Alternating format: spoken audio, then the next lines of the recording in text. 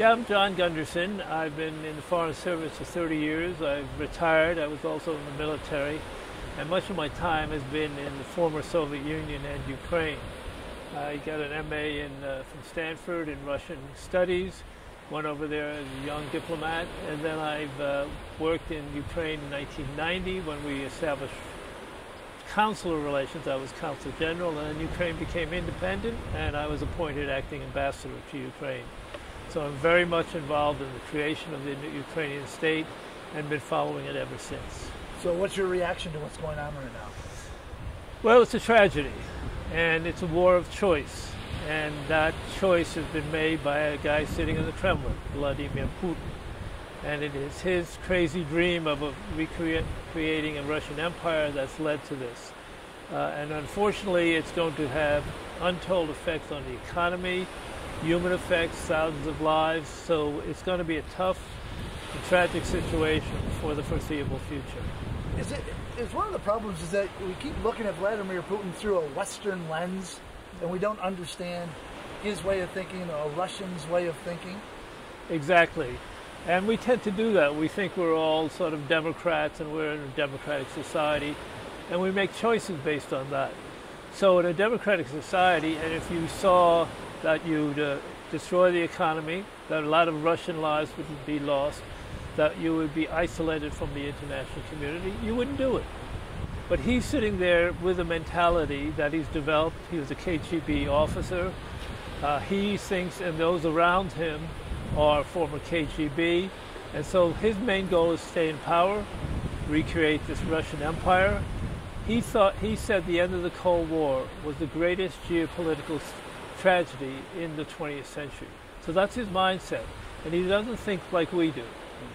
So what's going to happen here? What do you see happening in not just the coming days, but the coming months, the coming years? What's the end game here? Yeah, it's a tough thing to say because few predicted a few months ago that he would go into Russia.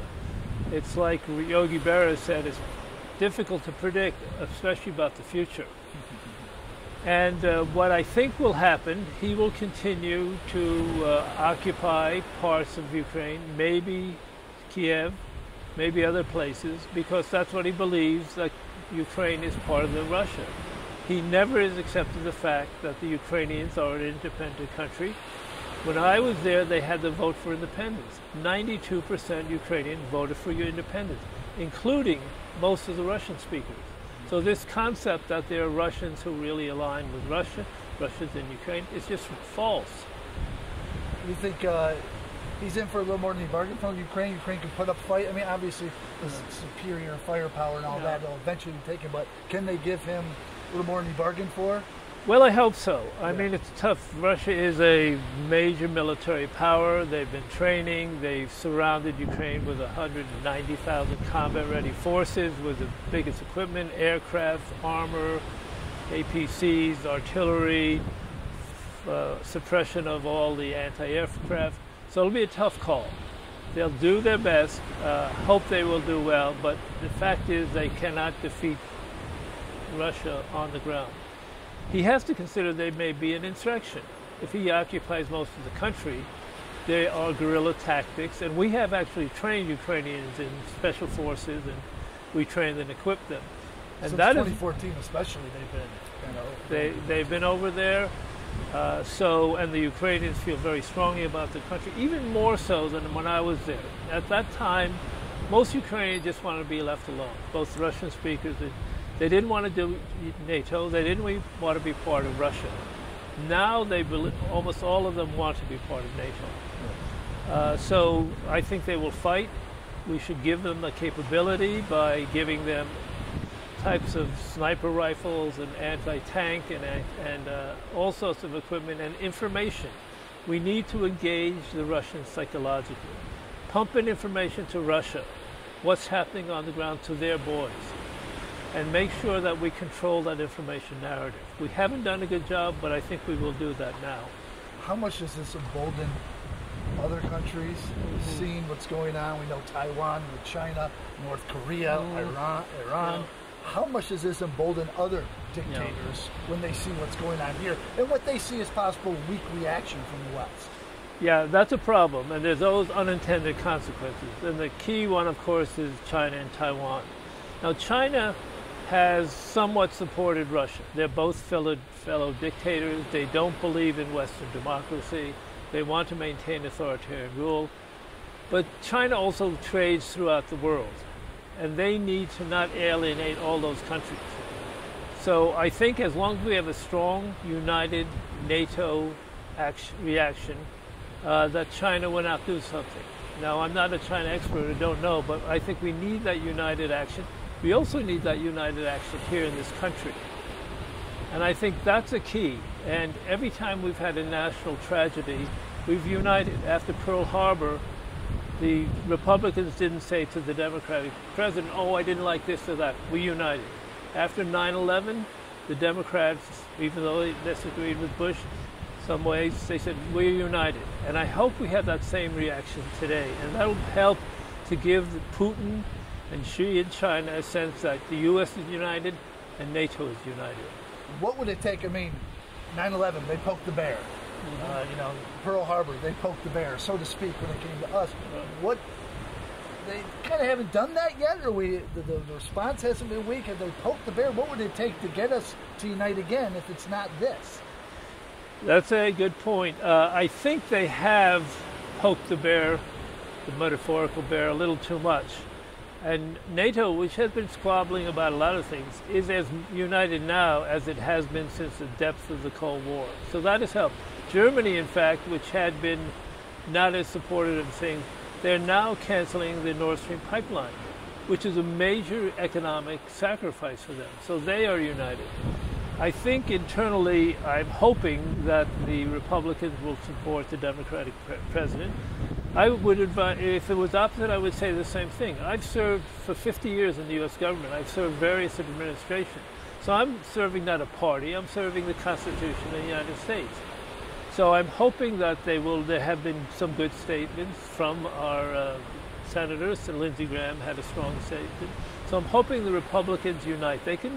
We can argue about these other issues, but right now we need a unified approach.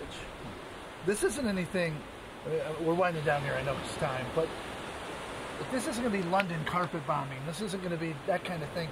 This is a different kind of thing now that we could see in the future, right, when it comes to cyber attacks, and they're talking about Putin being able to shut off the electricity in New York or the water in Philadelphia. I mean, we don't know if it'll come to that, but it's just a different way we're going to see things now is coming out of something like this. So war is different, the definition now, isn't it? Yeah, war is always changing, and it went from crossbows to rifles to tanks to A-bombs, and now we've gone beyond that. I mean, some of these things are still there, but the idea of a hybrid war, that you have false flags and little green men, terms we never knew about, and information warfare and cyber warfare. So we have been training it. I teach at the Joint Special Operations University, and we talk about cyber, we talk about information warfare, we talk about guerrilla, all these things that are not, tanks marching across the plains and attacking a country. So we have to be knowledgeable about this. We have assets too. We worry about what Putin does, correctly so, whether it's be the finance system or the Wall Street. He's vulnerable too. He depends on all his pipelines to make money. Something happened to the pipelines. Those things are going to be two-edged. It's going to be a tough time.